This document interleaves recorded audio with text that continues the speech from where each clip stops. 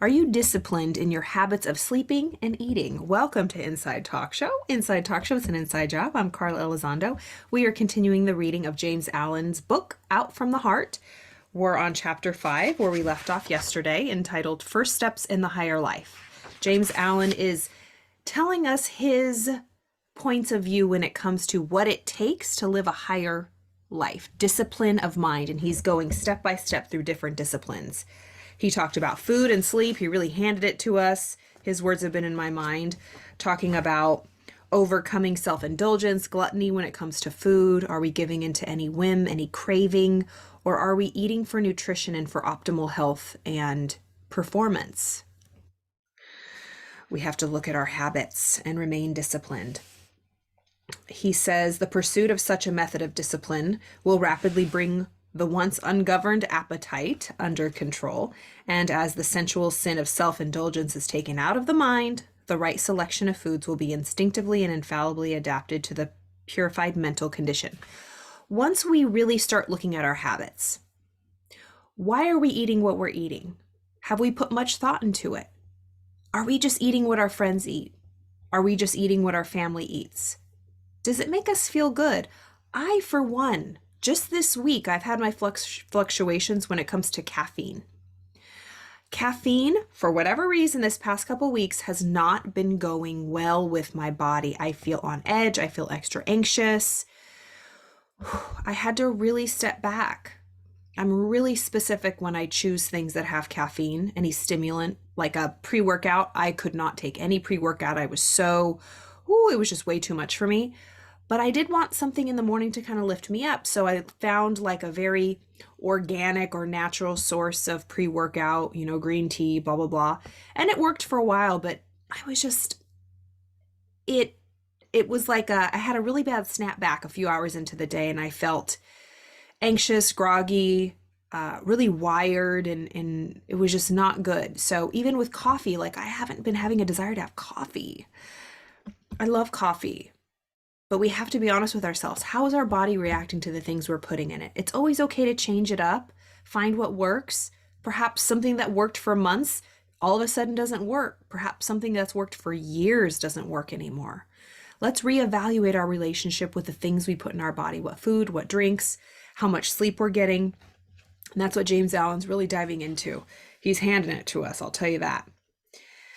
It should be well borne in mind that a change of heart is the needful thing, and that any change of diet which does not promote this end is futile. When one eats for enjoyment, he is gluttonous. The heart must be purified of sensual cravings and gustatory lust. When the body is well controlled and firmly guided, when that which is to be done is done vigorously, when no task or duty is delayed, when early rising has become a delight, when frugality, simplicity, temperance, and abstinence are firmly established, when one is contented with the food which is put before him, no matter how scanty and plain, and the craving for gustatory pleasure is at an end, then the first two steps of the higher life are accomplished. Pardon me, I have to.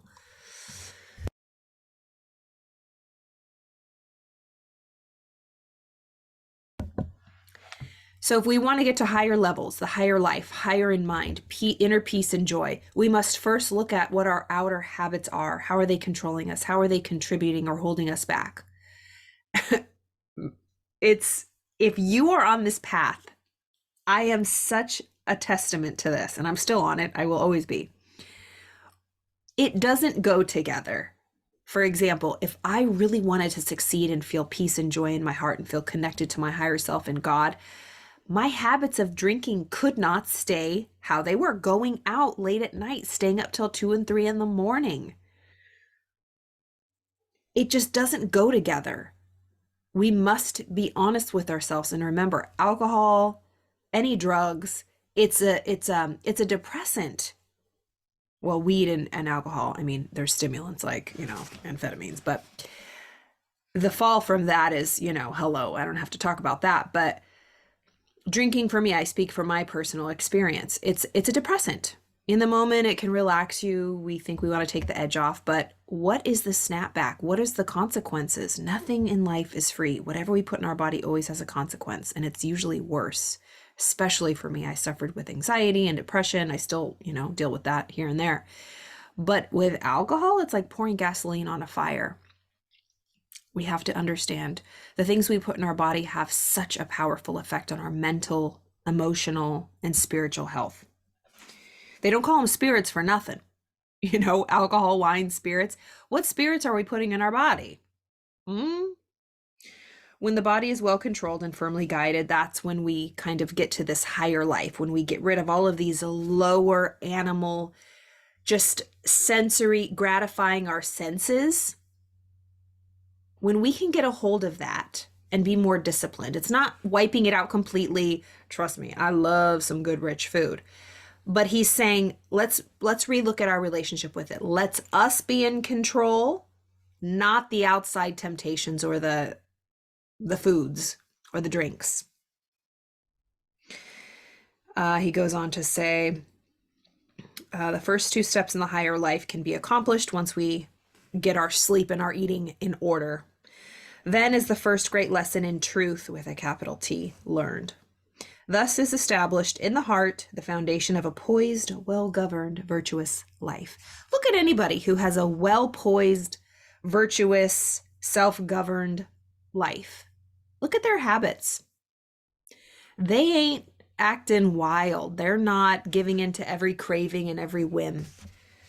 I'm sure they get good sleep. They have routine. People, anybody who I've studied, anybody who I really love and look up to, they're very disciplined people with strict habits, and they don't they don't deviate. And if they do, it's like, yeah, it's a cheat day or it's a one-off. But the rule is very simple, and they don't deviate. There's exceptions to the rule. But instead of having a life of exceptions and then every now and then you have rules, no. Let's have strict rules and then enjoy those exceptions. He goes on to the next lesson, a virtuous speech, in which there are 5 orderly steps. We'll get into that next week. But just kind of a recap. James Allen was talking about eradicating these vices.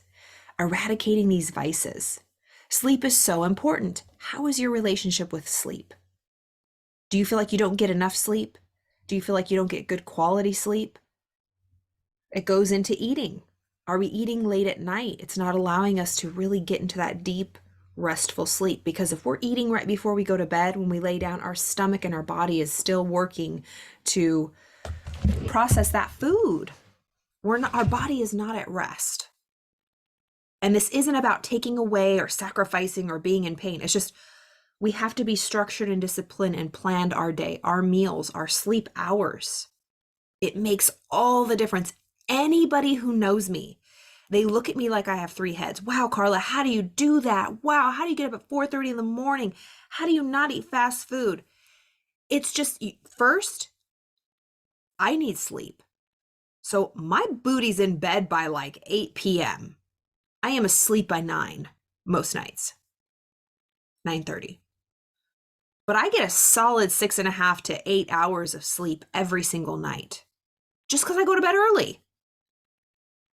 But just get a routine, and it feels good. I'm used to it. I don't even have to think about it. It's a routine.